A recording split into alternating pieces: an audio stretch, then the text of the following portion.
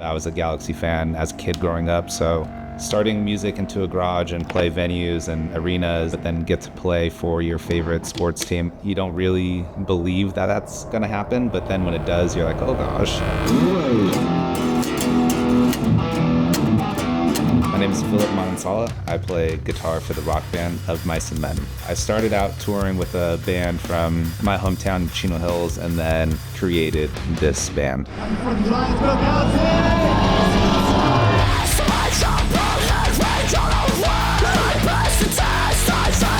Anywhere I go in the world, everyone's just like right away, oh, you're from California. I'm like, yeah, very proud and happy to be from California.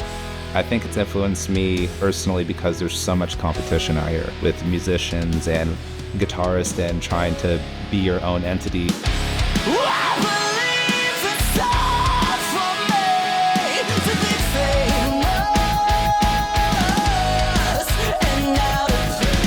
Getting to play for the Galaxy and its fans is another life-changing experience, and for it to happen a second time, wow. Pretty unbelievable, incredible. I love the Galaxy fans and hope you guys enjoyed the performance.